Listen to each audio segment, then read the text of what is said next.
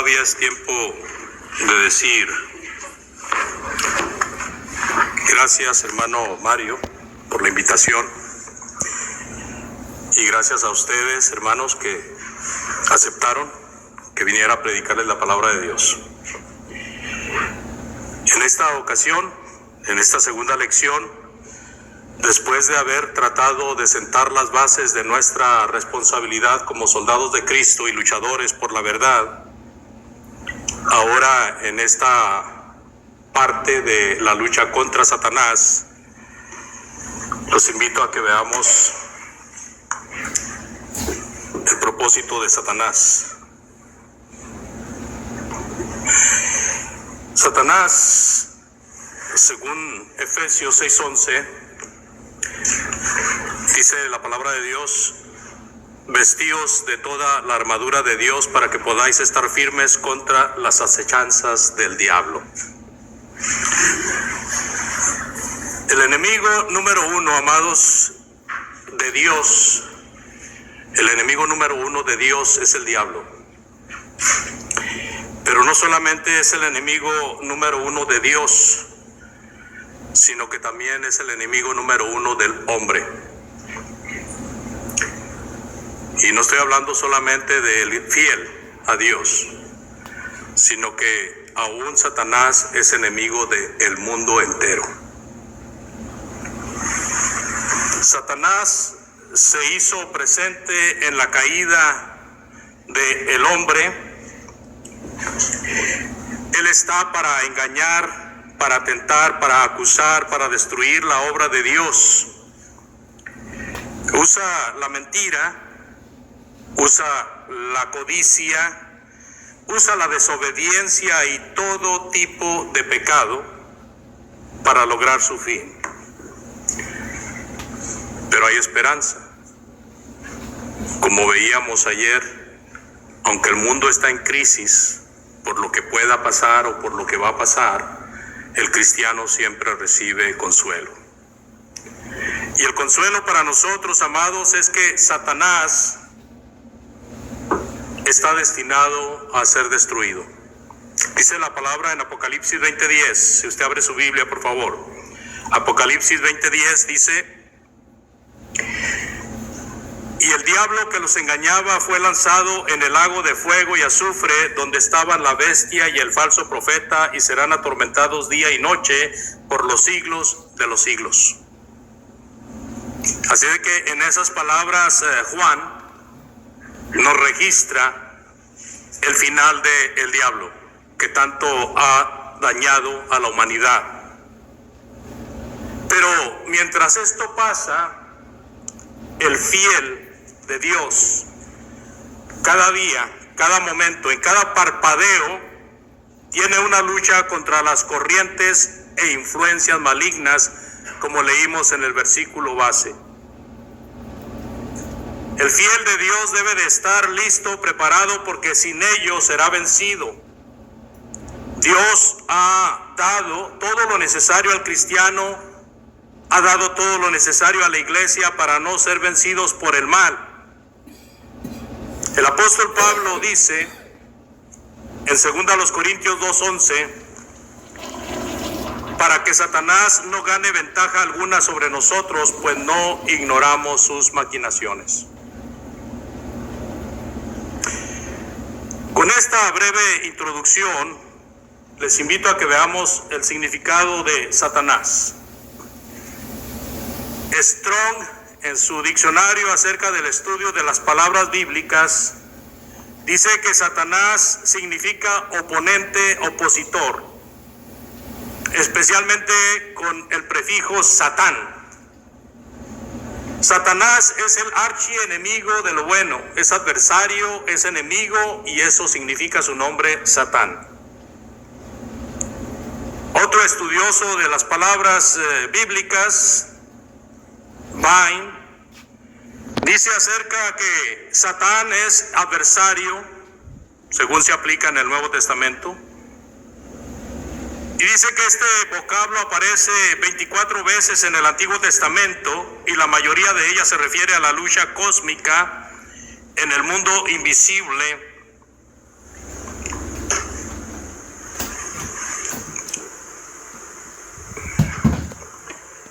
entre Dios y las fuerzas de las tinieblas.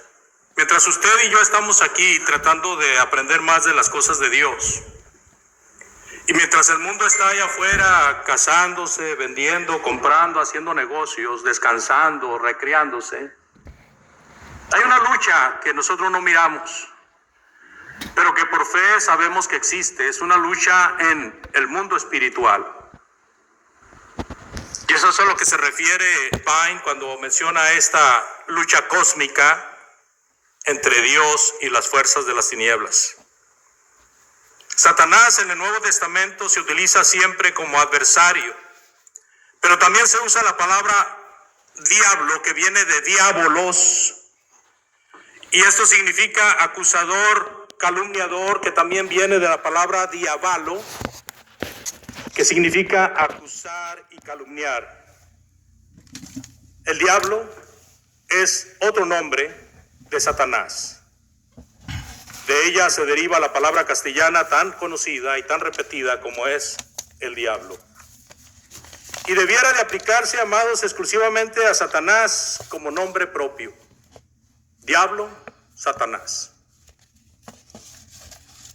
Quiero hacer una breve aclaración porque hay mucha confusión con esto. Nuestros amigos carismáticos, especialmente de la rama pentecostal, tienden a hablar mucho de los demonios y que ellos tienen el poder para sacar demonios. Y el catolicismo, por otro lado, habla del exorcismo y todas estas cosas. La palabra demonio no tiene la connotación de Satanás o diablo. Satanás es el rey de los demonios. Así que cuando hablamos de demonios o de demonio, no estamos hablando de Satanás. Estamos hablando de los archichincles de Satanás. Así que tengamos en cuenta de que el poder supremo no está en los demonios. El poder supremo del mal estriba en Satanás, el diablo. Así que cuando nosotros vemos los demonios en el Nuevo Testamento, solamente es una probadita de lo que Satanás hace y de lo que Satanás realiza y ha hecho en el mundo. Como maligno enemigo de Dios y del hombre, acusa al hombre ante Dios. Así que este ser llamado Satanás o el diablo es adversario, es acusador. ¿De quién? ¿O de quiénes? Bueno, es acusador de Dios y de Cristo. Es acusador del pueblo de Dios. Pero otra vez hago énfasis, es acusador de la humanidad entera. Entonces, con estas palabras podemos pasar al punto número 1 acerca de cuál es el propósito de Satanás.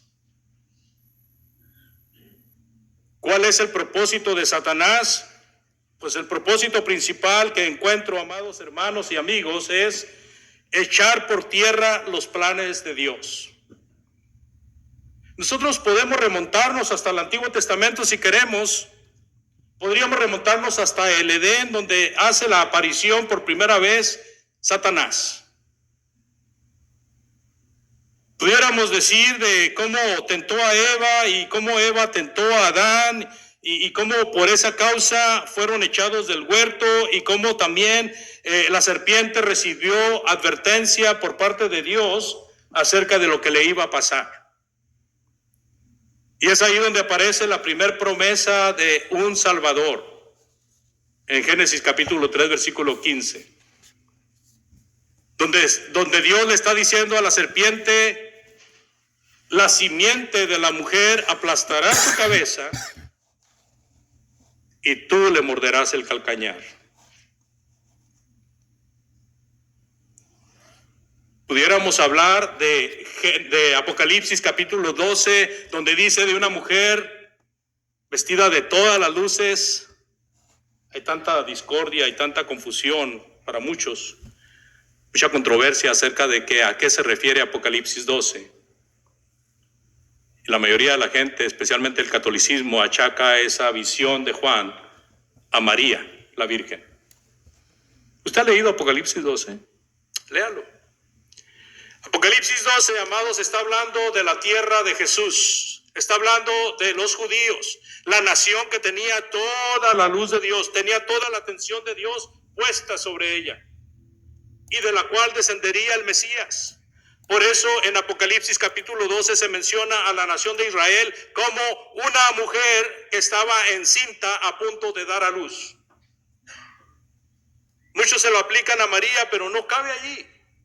El contexto no nos deja aplicárselo a María. Tendríamos que ignorar el contexto.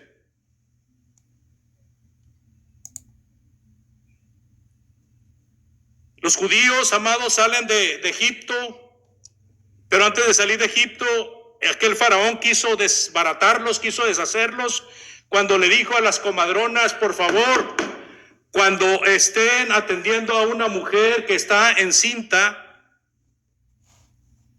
no la atiendan, y si la atienden, maten al bebé.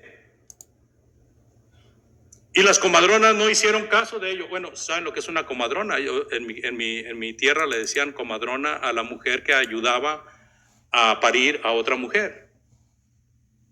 Son palabras fuertes a veces, pero es la palabra correcta, parir. Yo me acuerdo en mi niñez era prohibido decir esa palabra. Era un tabú, pero es correcto. En la Biblia se enseña la palabra de esa manera. La cosa es, amados, de que Faraón, viendo que los judíos estaban creciendo en el pueblo de Egipto, teniendo temor de que los hebreos se les fueran a echar encima por número, hace la prohibición de atender a las mujeres que estaban encinta con el propósito de ir erradicando el número de los judíos en Egipto. Ahí está un intento, amados. Cuando viene Moisés, el legislador y el libertador de los hebreos, porque están esclavizados en Egipto, aquel faraón que dice: yo no conozco a ese Dios y no voy a dejar ir al pueblo para que lo adore en el desierto. Esto es otro intento de Satanás para evitar que la nación diera a luz al Mesías. En el desierto, ¿cuántas veces los judíos fueron tentados para prevaricar en contra de Dios? ¿Cuántos judíos quedaron tirados en el desierto? Todos, con excepción de 2, de los que habían salido de Egipto. Porque los que entraron a la tierra prometida, cruzando el río Jordán, solamente fueron 2 judíos de los que habían salido de Egipto, y todos los que habían nacido en el desierto. Siempre el diablo ha atacado a el pueblo de Dios con el propósito de que el Mesías no llegara a concebirse. Cuando llegó el tiempo del cumplimiento, que dice la palabra de Dios, cuando llegó el cumplimiento del tiempo, Dios envió a su hijo, nacido de una virgen. Y cuando Herodes se dio cuenta de que había nacido el rey de los judíos, quiso matarlo. Y para que no pudiera escapársele de las manos, mató a todos los niños de Belén. Pero avisado por Dios, José huyó al desierto con Jesús el niño y María. Usted puede leer toda la palabra de Dios desde Génesis hasta el tiempo del Señor Jesucristo y va a ver que Satanás no pierde tiempo, todo el tiempo está tratando de destruir, de desbaratar la obra de Dios. La obra de Dios es la salvación del mundo.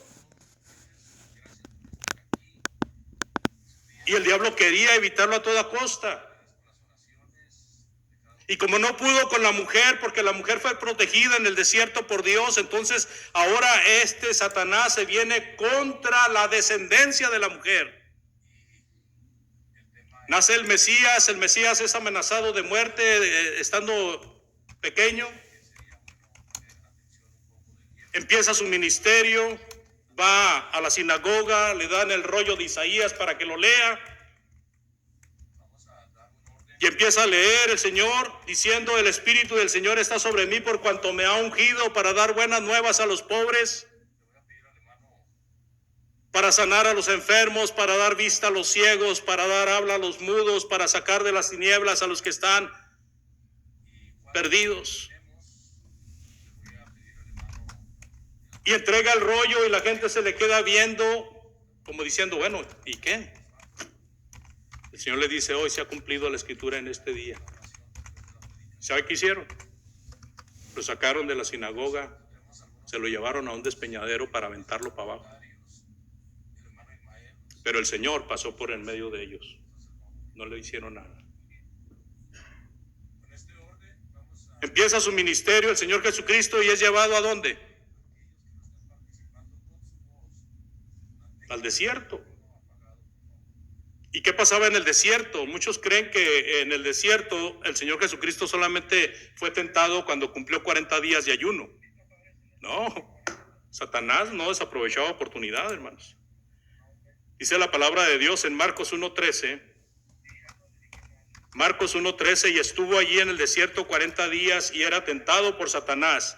Fíjense bien, estuvo allí por 40 días y era tentado por Satanás. Y estaba con las fieras. Y los ángeles, dice la palabra de Dios, le servían. Jesucristo en su ministerio, amados oyentes, fue constantemente tentado para perder el título de Salvador. En Mateo capítulo 12, versículo 38, dice la palabra de Dios que dijeron algunos de los escribas y de los fariseos diciendo, Maestro, deseamos ver de ti señal. Jesucristo había hecho milagros, había hecho señales por compasión a la gente y para demostrar que era el Mesías.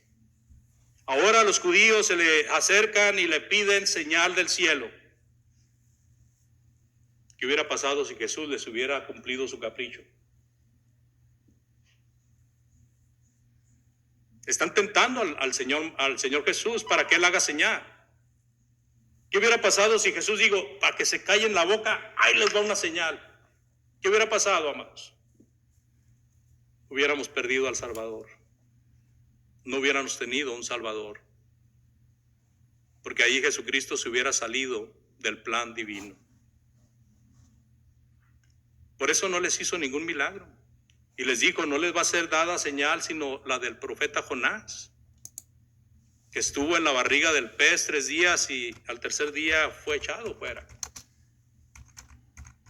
Entonces, ese tipo de tentaciones, amados, Jesús tuvo que soportar por parte de los enemigos de Jesús, que sin darse cuenta ellos estaban trabajando para Satanás.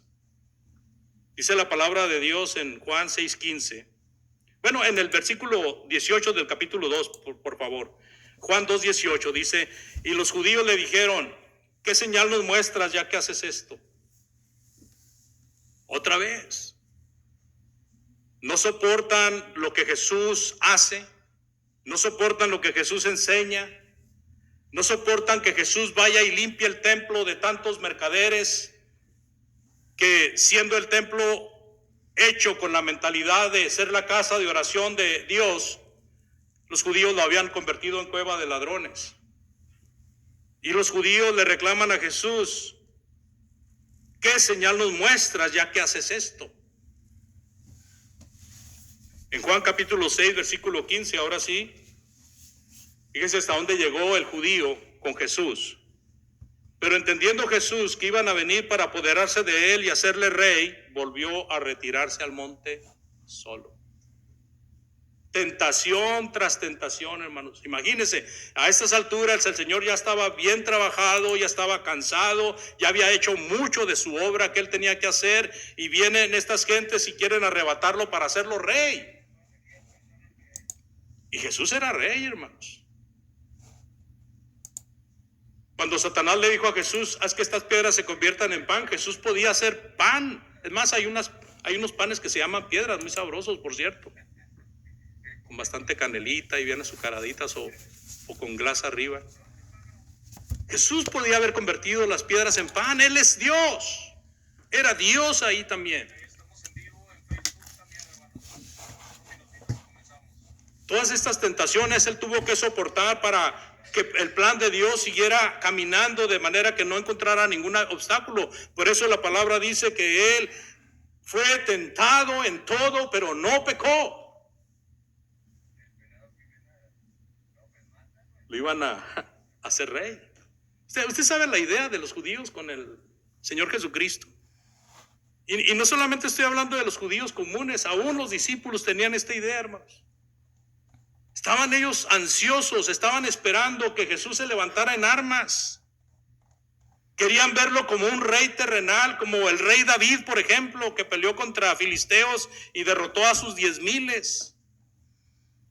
Querían verlo como un rey desbaratando este imperio que los tenía con el pie en el cuello. El mismo Judas, cuando entregó al Señor Jesucristo, no lo entregó porque Él era el Salvador del mundo. Judas lo entregó para que Jesús se levantara en armas. Por eso, cuando no pudo ver realizado su propósito, fue y se ahorcó. Cuando Jesús está siendo subido al cielo en Hechos capítulo 1, los apóstoles casi lo jalan. ¡Ey, Señor, espérate! ¿Para dónde vas? ¿Vas a establecer el reino en este tiempo? ¿Cuándo? Jesús le dice: a ustedes no les toca saber de tiempos y sazones, que solamente están en la potestad de mi Padre.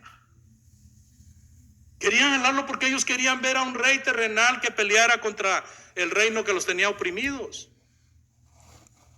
Y esa era la mentalidad de los judíos. Por eso, entendiendo Jesús que iban a venir para hacerlo rey, él mejor se va, se esconde por allá en el monte solo para hacer oración a Dios. Una tentación muy grande, hermanos. Estaba haciendo señales, estaba sanando, estaba sacando demonios, estaba enseñando la palabra de Dios. La gente estaba admirada, estaba maravillada. Dicen: este es el rey que estamos esperando, vamos a agarrarlo y ponerle la corona de una vez y darle una espada para que empiecen los machetazos, ¿verdad? Imagínense.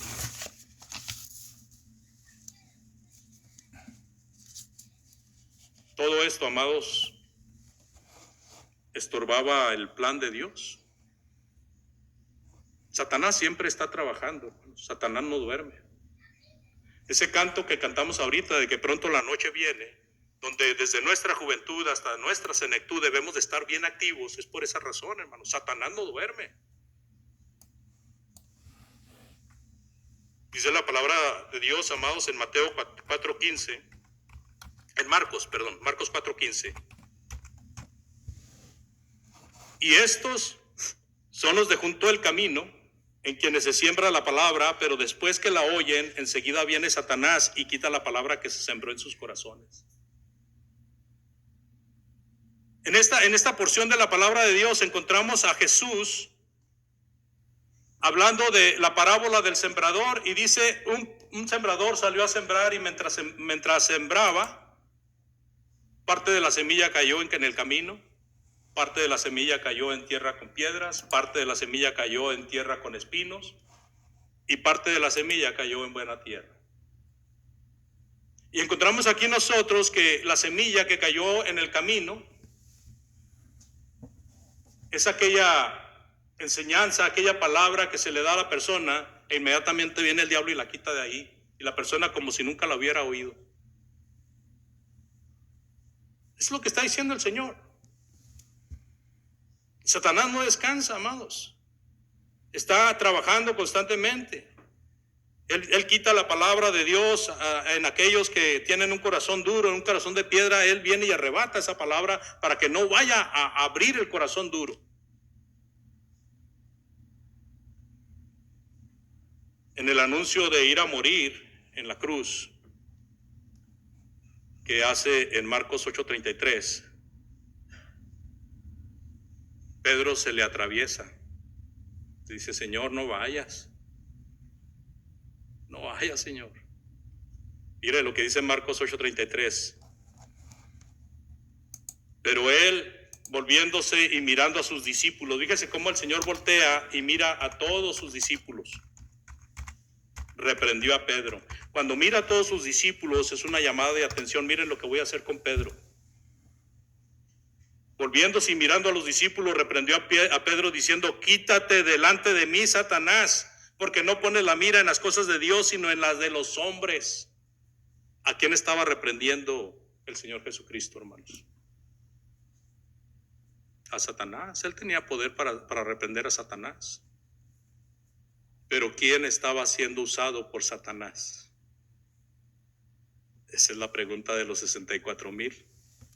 ¿Quién estaba siendo usado por Satanás? Pedro. Y si Pedro estaba siendo usado por Satanás, ¿quiénes somos nosotros para que no nos use Satanás cuando él quiera? O más bien cuando le dejemos, ¿no? Muchas veces Satanás, hermanos, pone pensamientos en nosotros de que estamos correctos cuando estamos bien mal, bien equivocados.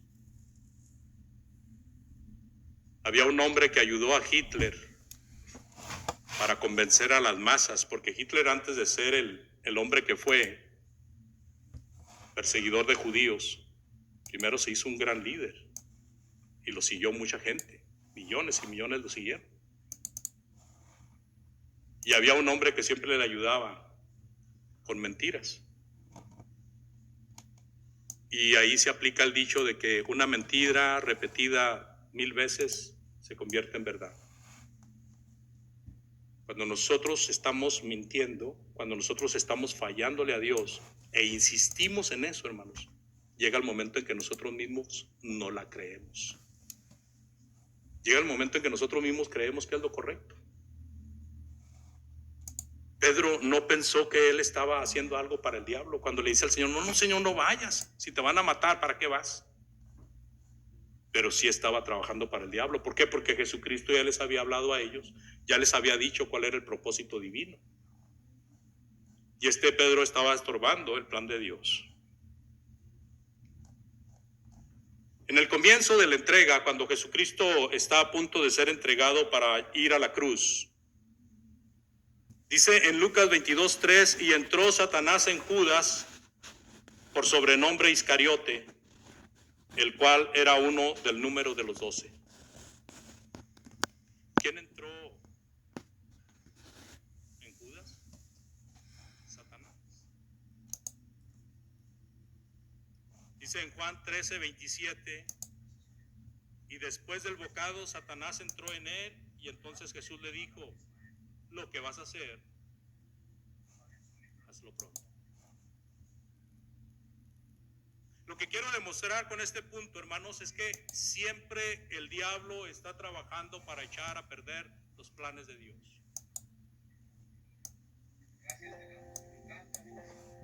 Y si eso hace con los apóstoles, y si eso hizo con el maestro, que constantemente lo estuvo tentando, estuvo tratando de seducirlo, estuvo tentando de llevarlo a pecar y no lo logró, ¿qué esperamos nosotros?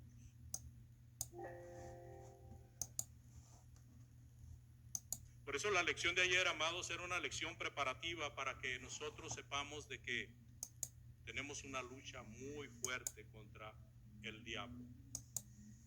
Porque nuestra lucha no es contra carne y sangre. Cuando yo y mi esposa reñimos, yo me quedo pensando, bueno, mi lucha no es contra mi esposa, es contra los espíritus engañadores, ¿verdad? Pero mi esposa también está pensando lo mismo, porque estamos enojados. Así que cuando nosotros estemos peleando, cuando nosotros estemos discutiendo, pensemos quién está detrás de ello. Hay muchas cosas que nosotros como cristianos tenemos que resolver. Muchas gracias. Gracias por la invitación. Pero tenemos que hablar mesuradamente. Acuérdense del mandamiento que dio, un nuevo mandamiento unos a los otros. Y en esto conocerán que son mis discípulos, en que se amen los unos a los otros. Mi esposa y yo vivimos una vida muy terrible cuando estábamos recién juntos, que éramos unos albetes, éramos unos inmaduros. Y yo empecé a ver la coordinación en nosotros cuando ella y yo empezamos. Una mejor manera de vivir. Con el pastor os alegráis con gozo y estos días pueden ser un momento especial. ¿Quién puede evitar amar a Cristo cuando hay preguntas? En Gálatas 2:20. Todas explicación. Comenzamos a observarla desde un ángulo Porque diferente. el diablo no descansa, el diablo quiere que nosotros nos salgamos del plan divino. Él está muy enojado por lo que estamos nosotros Nosotros haciendo. lo creemos y lo afirmamos de la misma manera. Él quiere que nos salgamos. Lamentablemente, a veces se repite quiere que este echemos tipo a de perder la frases obra de como una Dios. forma de aliviar las conciencias de las personas. Y este es el segundo punto. Se repite y se enfatiza Y de cada uno de los puntos que tengo, amados hermanos, si ustedes tienen preguntas o comentarios, con toda confianza cuando terminemos podemos tratar eso con mucho gusto. Hacer apostatar a los salvos. Y él luchó por todos los medios para echar a perder la obra de Dios, y luego para echar a perder la obra de Cristo, y luego para echar a perder a los apóstoles. Ahora él va contra la iglesia, hermanos. Él va contra la iglesia. La mujer que habla Apocalipsis capítulo 12 es un prototipo de la iglesia, pero se aplica directamente al pueblo de Dios que anduvo en el desierto, del cual habría de salir el Mesías. Pero cuando habla de la persecución, dice, como no pudo hacer nada con ella, se fue contra su descendencia. Y esa descendencia sí ya toca a la iglesia, a los cristianos. Cuando alguien está oyendo el evangelio de Cristo, provoca un disgusto muy fuerte en el diablo. Porque mientras no estuvo usted buscando a Dios, mientras usted no estaba buscando a Cristo, el diablo la tenía o lo tenía en sus manos. Estaba contento. El diablo no anda allá afuera, como mucha gente dice, aquí anda desatado el diablo. No, allá no le preocupa el diablo, porque allá andan haciendo lo que él quiere. El diablo está aquí, amados. Está donde la gente está luchando por hacer la voluntad de Dios. Busca por todos los medios que la persona se resista a venir a Cristo. Le pone tentaciones inmorales, materiales, y trata de endurecer el corazón como endureció el corazón Faraón. Le ofrece medios alternativos para que no continúe en la verdad. Recuerdo una persona que estaba escuchando el evangelio, mi esposa y yo por algunos meses luchamos con ese hombre, y de repente él estaba también con su hija ahí. Y logramos convencerlo de que aceptara a Cristo como su Salvador. Y vino y se bautizó. Pero había alguien que estaba tratando de que esa persona no se convirtiera, porque era como faltar a sus tradiciones.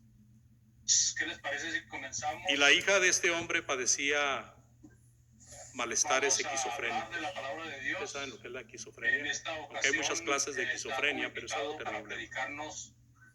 Tengo un hermano que padece de Gabriel Puente, de Monclova, Coahuila. Y un día se le puso la hija bien mala, y el hombre, en vez de ponerse a orar, en vez de hablarle a los hermanos para pedir la oración por su hija, ¿qué cree que hizo? Fue con el hechicero del barrio.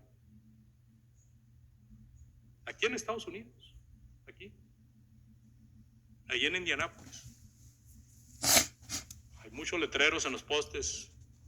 Hacemos limpias, le leemos las cartas, le adivinamos el futuro, le sacamos todo el mal que tenga, cualquier mal que usted tenga se lo sacamos. Increíble, pero este hombre fue con el brujo, con el hechicero, llevó a su hija y dice que se la sanó. Yo ahorita traigo cansancio, aunque trato de no manifestarlo, porque estoy muy contento de estar con ustedes. Pero si yo fuera a una tienda y comprara una botella de licor y me tomara solamente un vasito de licor, ¿qué creen que pasaría en mi organismo? Me sentiría bien, porque es una droga.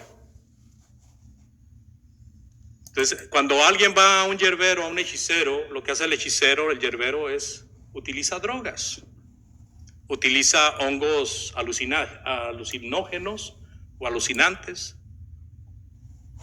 y los usa como medicamento. Es un yerbero, conoce algo de eso. Y lógicamente que la muchacha se llegó ahí sintiéndose bien sana, bien contenta, bien happy. Dijo, sí, me sanó, me curó. Pero el problema es cuando se le pasó el efecto de la droga.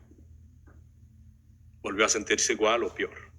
Pero él por lo pronto la llevó ahí. Cuando le preguntamos que por qué lo había hecho, dijo, porque era la única solución que yo vi. Y si es para algo bueno, ¿qué tiene de malo? Si es para algo bueno, ¿qué tiene de malo? Satanás, por todos los medios, trata de arrancar al oyente de la palabra de Dios. No le gusta que personas estén oyendo la palabra de Dios. No le gusta que estén conociendo más de Dios. Él quiere que la persona sepa de Dios de una manera torcida, de una manera adulterada, para que no obedezca el plan como está escrito en las Sagradas Escrituras. Y usa personas, si usted lee en Mateo 10:36, apúntelo por favor si quiere, Lucas 14:19, Lucas 14:26, usa hermanos, padres, hijos, amigos, usa a todas las personas que están a nuestro alrededor para tratar de sacarlo del camino. Cuando alguien viene a Cristo, amados oyentes, el trabajo de Cristo cobra sentido en su vida. Porque el Señor Jesucristo dice en 1 de Juan 3:8, el que practica el pecado es del diablo, porque el diablo peca desde el principio. Para esto apareció el Hijo de Dios, para deshacer las obras del diablo. O sea, cuando la persona viene a Cristo, en ese momento empieza a tener sentido lo que Cristo hizo, el ministerio de Cristo. Empieza a tener sentido todo su trabajo, toda su lucha, todo su soporte de tentaciones. Empieza a tener sentido todo su sufrimiento. Empieza a tener sentido el hecho de haber sido juzgado de una manera injusta. Empieza a tener sentido el hecho de haber sido crucificado. Empieza a tener sentido el hecho de haber derramado su preciosa sangre sobre la cruz. Porque la persona viene a aceptar a Cristo como su Salvador. Oye la palabra de Dios, se arrepiente de su vida sin Cristo y se bautiza para perdón de pecados. El diablo peca desde el principio, pero dice Juan que para esto apareció el Hijo de Dios, para deshacer las obras del diablo. Imagínense. Comienza una lucha campal. Ahora, ¿por qué? Porque él está muy enojado de lo que arrebataron de su lado. Usted era de él y ahora es de Cristo. Y él está muy enojado por eso. Y eso le va a traer a usted como cristiano, cristiana, a enfrentar muchas pruebas y duras pruebas. Y dice la palabra de Dios en Lucas 22, 31 y 32. Lucas 22, 31 y 32, por favor. Mire lo que dice ahí.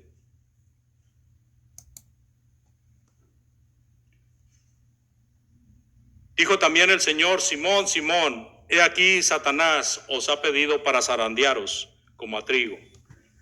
Pero yo he rogado por ti que tu fe no falte. Y tú, una vez vuelto, confronta a tus hermanos. Esto se lo dijo Jesús al final de su ministerio a Pedro. Ya cuando Pedro iba a apacentar las ovejas del Señor. ¿Me amas, Pedro? Sí, Señor, sí te amo. Apacienta mis ovejas. Y se lo preguntó 3 veces. ¿Por qué se lo preguntaría 3 veces? Porque Pedro lo negó 3 veces.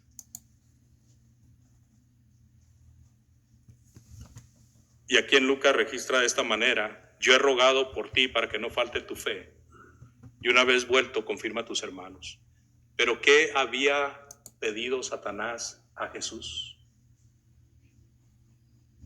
Dame chance de darle una zarandeada a Pedro.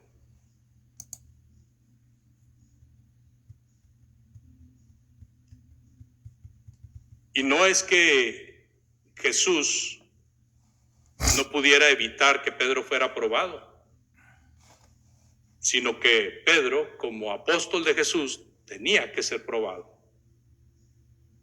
Todo hombre y mujer que sirven a Jesús van a estar en constante prueba.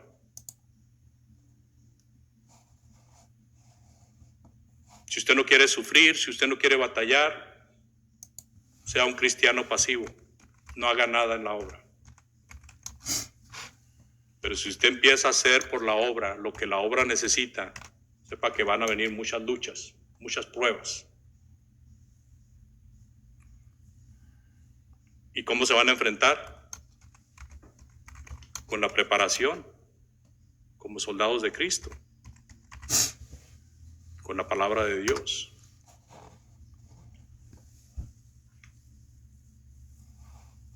Ahora, Pedro fue zarandeado por Satanás. Tuvo miedo de decir, sí, yo soy seguidor de Jesús. Cuando se le preguntó, ¿tú andabas con él? Él dijo que no.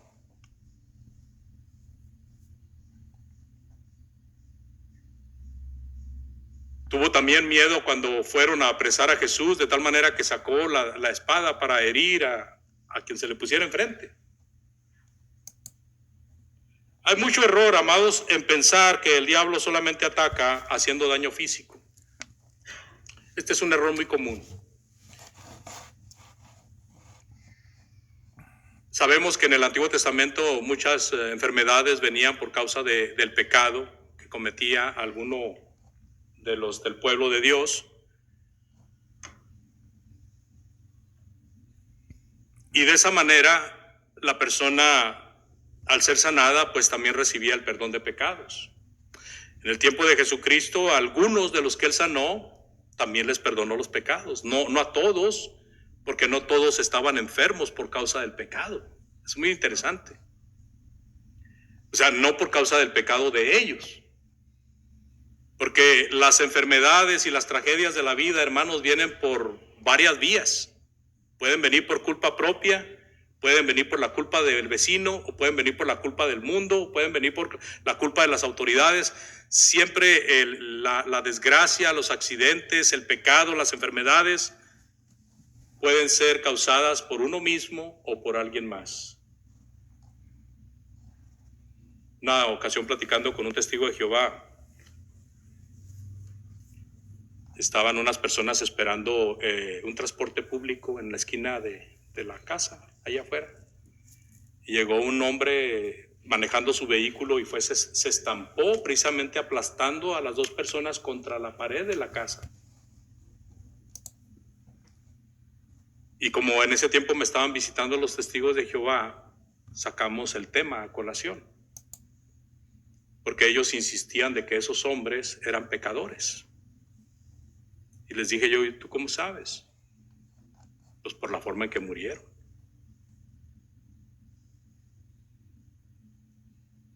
Pedro, dicen que murió, hermanos, crucificado con la cabeza para abajo. Imagínense qué pecador tan grandote sería.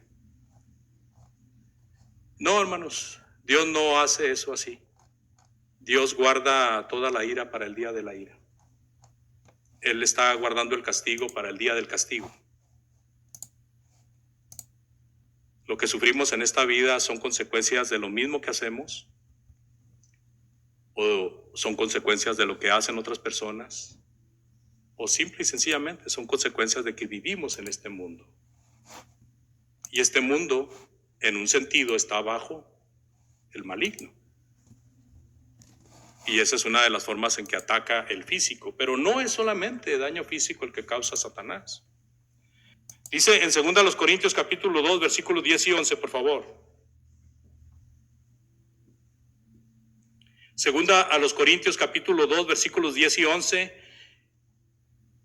Y al que vosotros perdonáis, yo también, porque también yo lo he perdonado. Si algo he perdonado por vosotros, lo he hecho en presencia de Cristo, para que Satanás no gane ventaja alguna sobre vosotros, pues no ignoramos sus maquinaciones.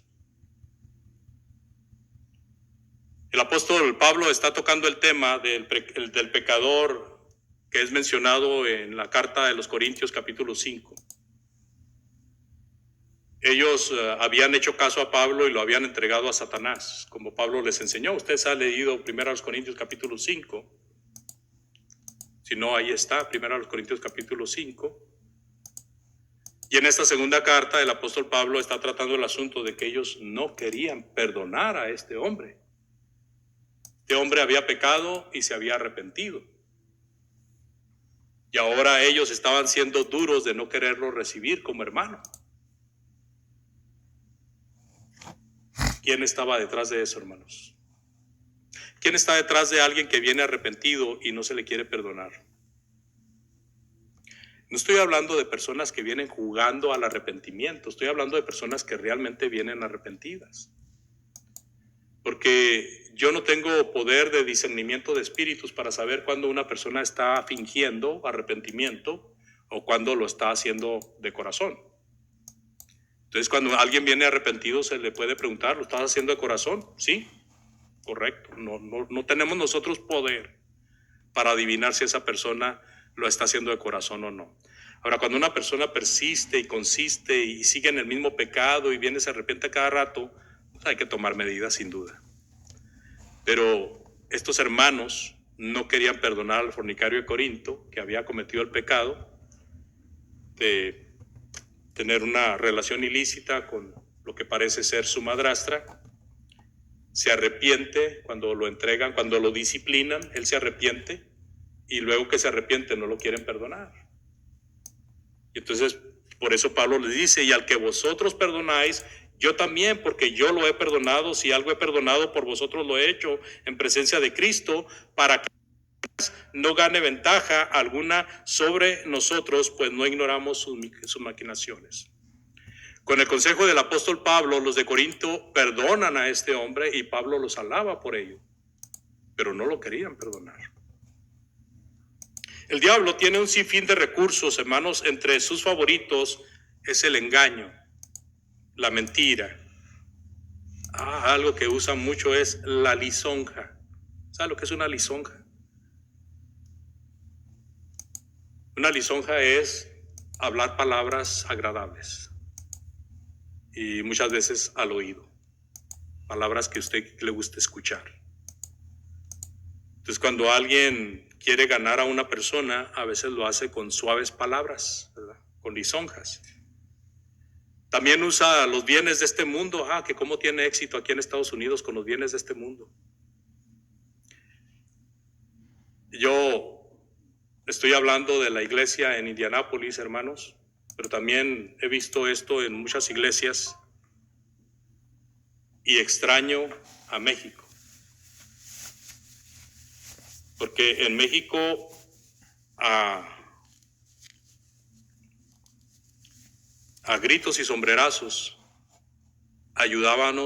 nos ayudábamos unos a otros para mantenernos fieles, especialmente en las reuniones. Porque cuando alguien no es fiel en la reunión, pues es muy difícil pensar que sea fiel en otras cosas. La reunión es algo esencial. Y en México había mucho celo por las reuniones. Hermanos estaban con ansias esperando las reuniones del domingo, la reunión de entre semana, las reuniones en las casas para estudiar la palabra de Dios. Y eso es lo que he extrañado, porque en Estados Unidos es muy difícil concertar eso. Y uno de los grandes motivos es por la gran entrega que tienen nuestros paisanos hacia el trabajo material. Están tan entregados al trabajo material que el patrón no solamente les está comprando su tiempo y su vida, sino que también les está pagando por su alma. Muchas personas están sin crecimiento ni desarrollo espiritual porque no asisten a las clases de edificación, ni tampoco hacen algo para ayudar a que la obra crezca. Llegamos aquí, compramos el carro del año, Tenemos que trabajar 16 horas diarias para lograr pagar ese carro. O compramos la casa y tenemos que trabajar 16 horas diarias para pagar esa casa. Eso no trabaja así, hermano. Y se lo digo a usted no porque usted lo esté haciendo, se lo digo a usted porque usted enfrenta este problema de alguna u otra manera, ya sea con alguien de su familia o con alguno de sus conocidos. ¿Cuántas horas tiene el día? 24. 8 horas para dormir, 8 horas para trabajar y 8 horas para la familia y Dios. La familia y Dios. Y cuando no distribuimos bien el tiempo, a alguno de esos le estamos robando. Tenemos que aprender a administrar el tiempo. El tiempo Dios nos lo presta. Y si nosotros no lo administramos bien, somos malos mayordomos delante de Dios. Y si yo trabajando 8 horas no puedo comprar un carro al año, pues voy a comprar un carro que pueda pagar. Si yo con 8 horas no puedo comprar una casa de $250,000, pues voy a ver si consigo una casita de 20,000 o de 30,000 o de algo que yo pueda pagar. Había un consejo de mi padre y siempre lo recuerdo en esta situación porque él decía, mira hijo, cuando tú crezcas y trabajes por tu cuenta, si ganas $1, no gastes 2, gasta solamente 50 centavos. Sabio consejo, hermanos. Si ganas $1, no gastes 2, solamente gasta la mitad de $1. Y eso hace que la persona viva feliz, sin preocupaciones que le estorben para servir a Dios. Y lo platico en un lugar donde hay mucho problema por querer tener más y más.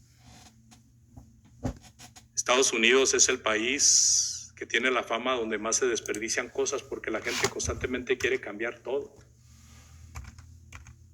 Yo no digo que no vivamos cómodos o que no vivamos en una buena casa o que no tengamos un buen vehículo. Yo no digo eso, hermanos. Yo digo, si lo puedes pagar, adelante.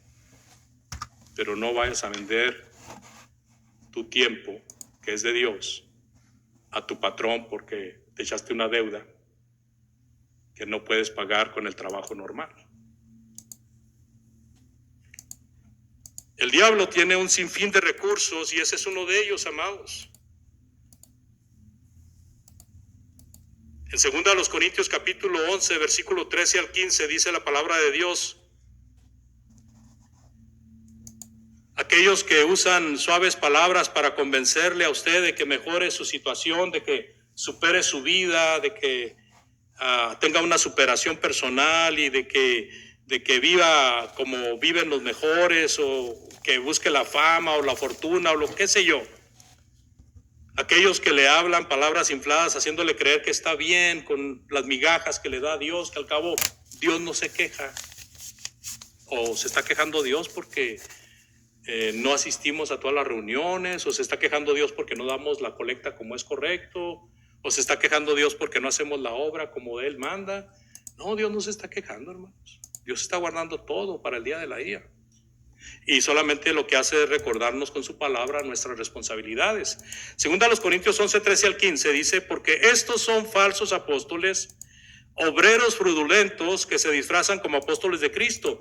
Hay muchas personas allá afuera que le están diciendo a usted que puede hacer todo lo que quiera y que no tiene que estar tanto tiempo sirviendo a Dios, que eso es una esclavitud que no es necesaria. Dice la palabra de Dios en el versículo 14: y no es maravilla, porque el mismo Satanás se disfraza como ángel de luz. Así que no es extraño si también sus ministros se disfrazan como ministros de justicia, cuyo fin será conforme a sus obras. En Romanos capítulo 16, 17 y 18 dice: mas os ruego, hermanos, que se fijen en los que causan divisiones y tropiezos en contra de la doctrina que vosotros habéis aprendido, y que os apartéis de ellos, porque tales personas no sirven a nuestro Señor Jesucristo, sino a sus propios vientres. Note ahí la palabra vientre, por favor. Y con suaves palabras y lisonjas engañan los corazones de los ingenuos. Satanás se va a disfrazar de lo mejor para tratar de atraerlo. Él no lo obliga a pecar, pero le va a poner un escaparate muy bonito para que usted caiga.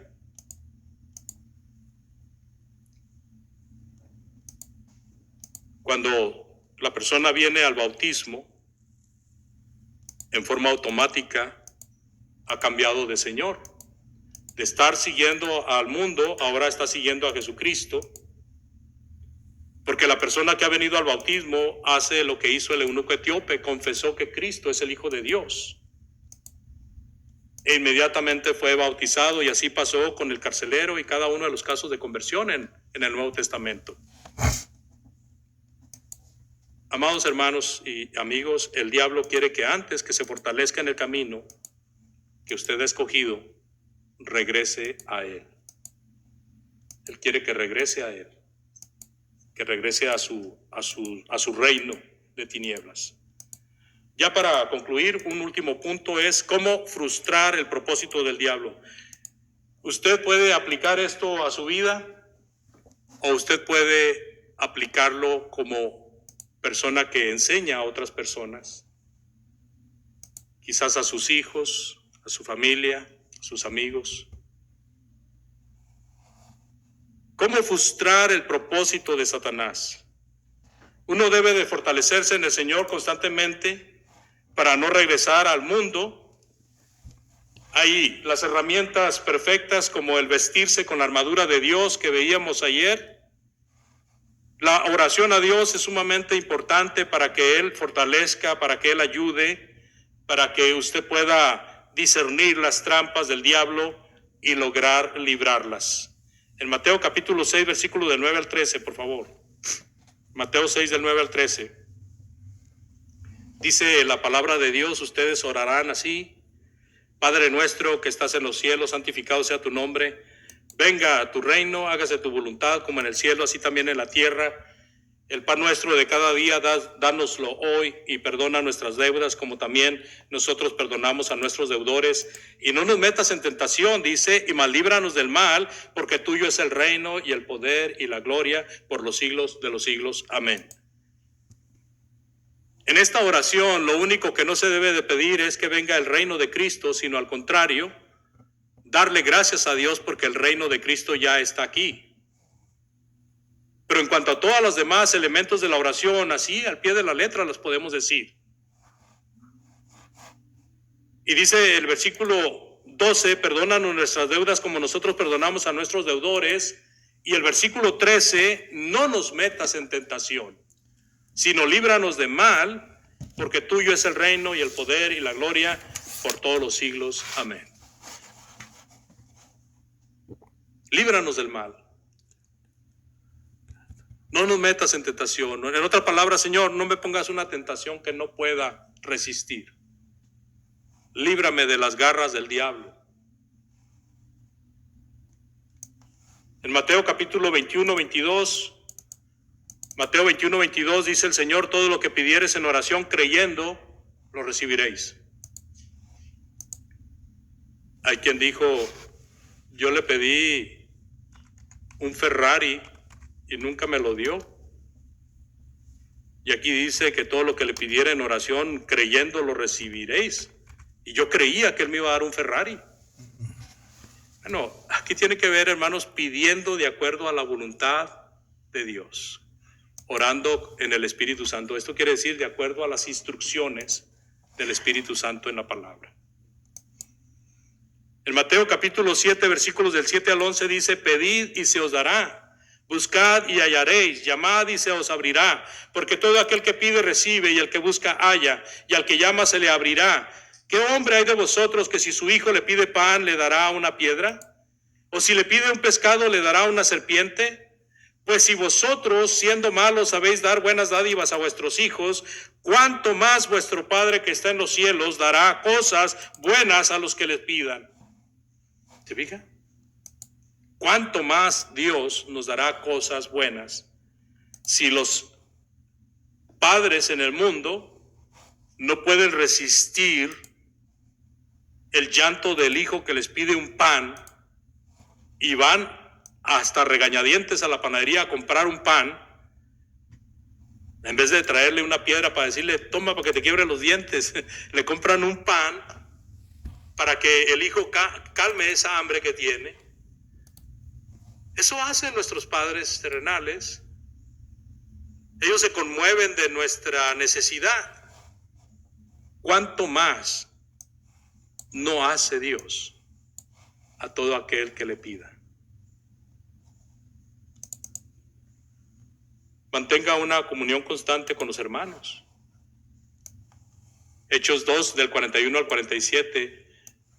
Un hermano me dijo, hermano, ¿me puedes compartir un estudio para un cristiano que se acaba de convertir? Le dije, no tengo uno, pero déjame unas 3-4 horas y preparo algo. Y yo dije, ¿y ahora qué preparo? Porque me agarró de sorpresa. Y entonces empecé a meditar, bueno, ¿qué pasa después de que uno se convierte? Entonces empecé a ver los casos de conversión en el Nuevo Testamento. Y no hay un cuadro tan magnífico como este, hermanos. De Hechos 2, 41 al 47. Esos hermanos habían venido de las tinieblas, habían sido sacados de la perversa generación y ahora estaban en comunión, en la doctrina de los apóstoles, en el partimiento del pan, en las oraciones, y también compartían de casa en casa el pan. Y el pueblo se alegraba de verlos porque veían la magnificencia de comunión que ellos tenían. Y el Señor añadía cada día a los que habían de ser salvos. Versículo 47. Si usted quiere aprender lo que es la comunión, ahí hay una buena enseñanza en estos hermanos. Y la comunión es necesaria porque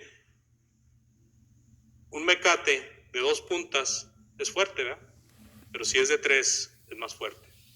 Dice en Eclesiastés, no se rompe. La unión hace la fuerza, hermanos. Cantamos unidos, unidos, para siempre unidos. Eso es bueno, que lo hagamos. Si nosotros estamos unidos, tenemos mejor protección para vencer las acechanzas del diablo. Y podemos vencer con mejor armamento, con mejor preparación, los ataques maléficos y engañosos que hace Satanás. Alimente su alma con la bendita palabra de Dios. Nuestros amigos carismáticos dicen que la iglesia de Cristo es muy triste porque no se ve el Espíritu por ningún lado. Ellos se revuelcan y gritan y aplauden y saltan y dicen que es el Espíritu Santo.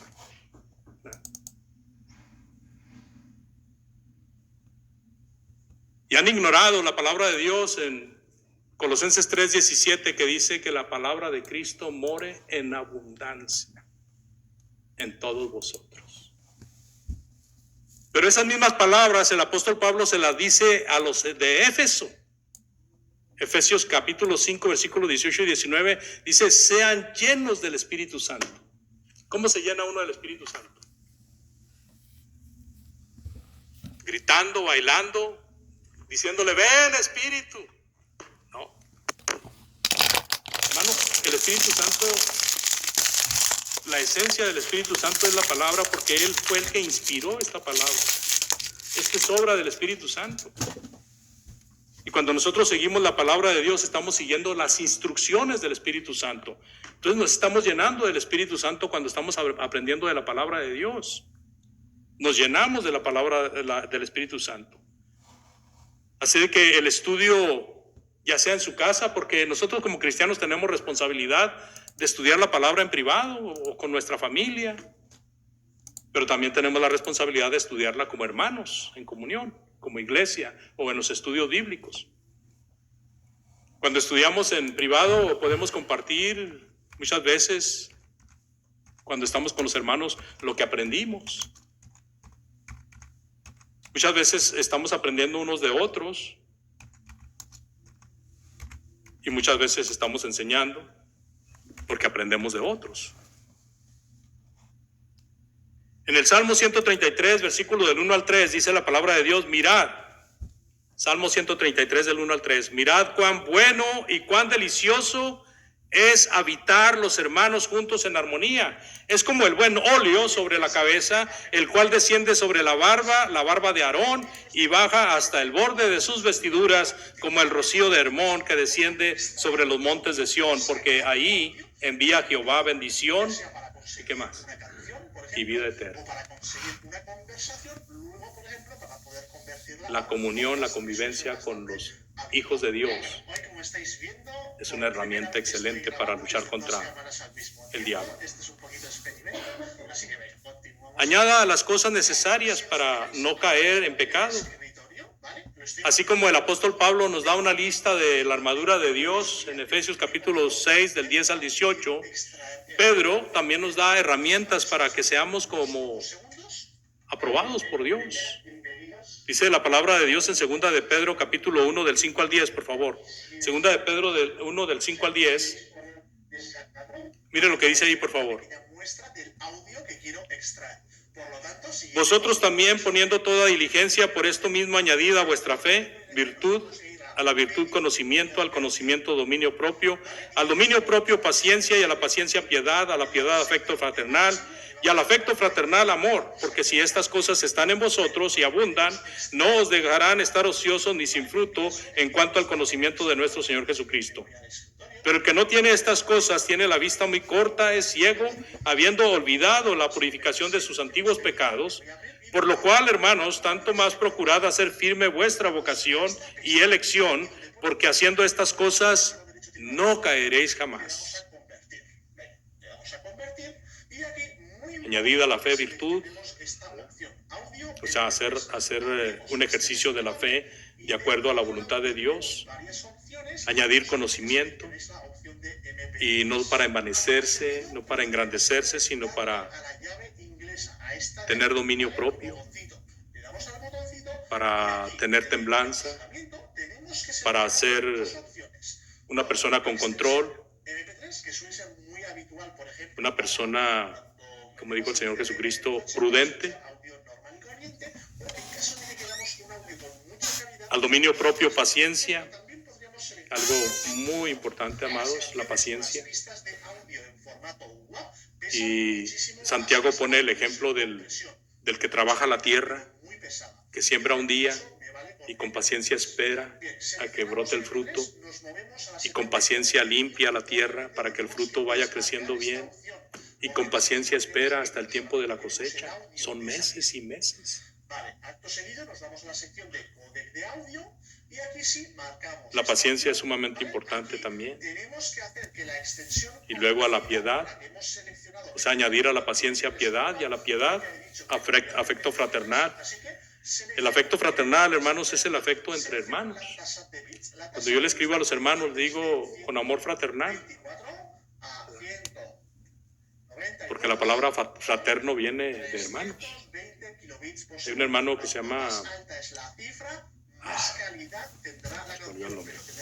Valente.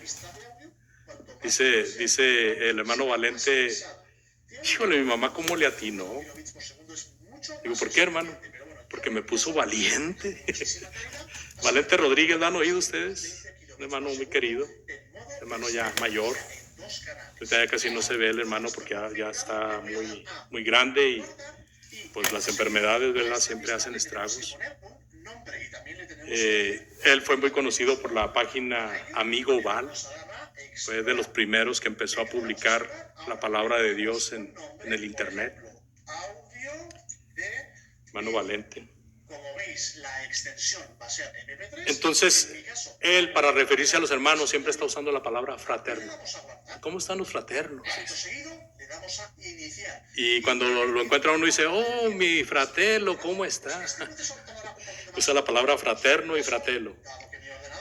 Bien, hermanos, dice que si estas cosas abundan, entonces no nos dejarán estar ociosos ni sin fruto. Y haciendo estas cosas no caeremos jamás. También en Gálatas capítulo 5, 22 al 25, ya mero termino. Gálatas 5 del 22 al 25 dice el apóstol Pablo: mas el fruto del Espíritu es el amor, gozo, paz, paciencia, benignidad, bondad, fe, mansedumbre, templanza. Contra tales cosas no hay ley, pero los que son de Cristo han crucificado la carne con sus pasiones y sus deseos. Si vivimos por el Espíritu, andemos también por el Espíritu. Así de que, amados hermanos, para concluir, Pues ya está, ya lo estáis viendo, extraer audio de tengamos en cuenta de que conversación es súper fácil. nosotros vamos a ser constantemente atacados por las fuerzas del mal con el propósito de deshacer la obra de Dios, ya que no pudo hacerlo directamente con Dios, no lo pudo hacer directamente con Jesucristo, y tampoco lo pudo hacer con sus apóstoles. Entonces ahora viene contra el cristiano, y el cristiano es el blanco favorito de Satanás.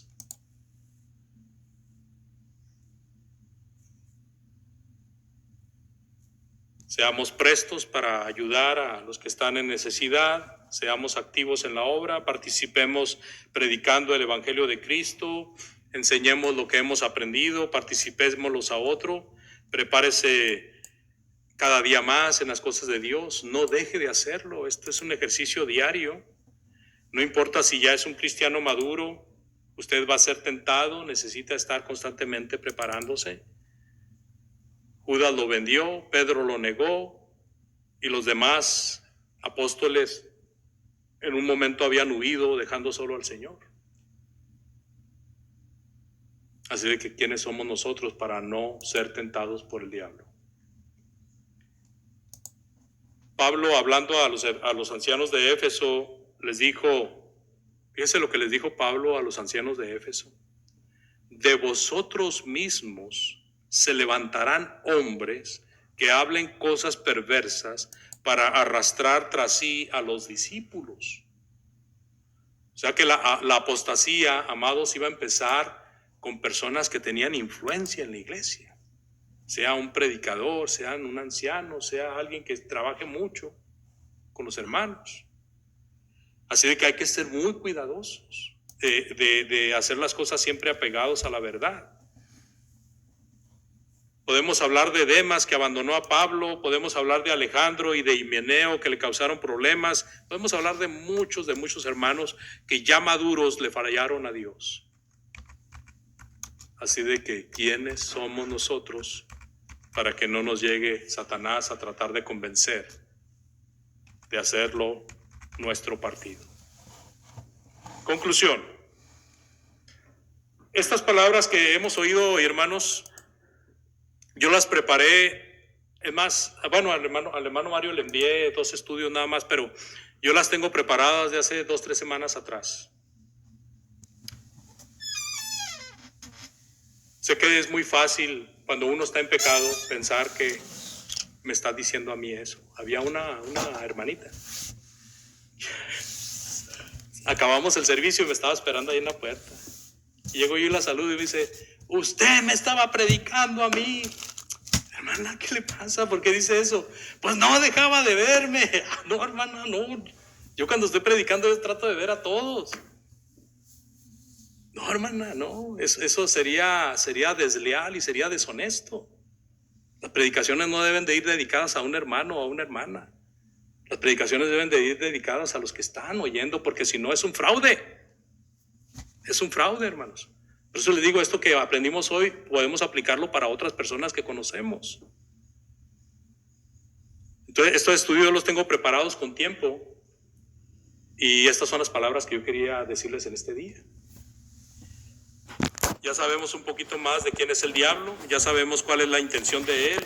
Él quiere destruir la obra de Dios, quiere destruir al cristiano, quiere llevarnos con él al abismo, porque hay un abismo, hay un lago de fuego preparado para el diablo y sus ángeles, y dice el Señor Jesucristo que ahí van a dar aquellos que fueron apartados a su lado izquierdo. Si mantenemos la estrategia de Dios, el diablo no podrá contra nosotros, así de que debemos de fortalecernos en el Señor, añadir a cada día a nuestra vida crecimiento espiritual, cada día, hermanos. Ver siempre por la obra antes de por sí mismos. No importa si un cristiano es maduro, puede caer. Recuerde los ancianos de Éfeso. Si alguien está entre nosotros y desea hacer arreglos con Dios, es un buen momento. Si alguien no ha venido a Cristo y cree que esta es la palabra de Dios y cree que Cristo es el Hijo de Dios, necesita arrepentirse y ser bautizado para perdón de pecados. Gracias por su atención. Si gusta, nos ponemos de pie para el himno de invitación.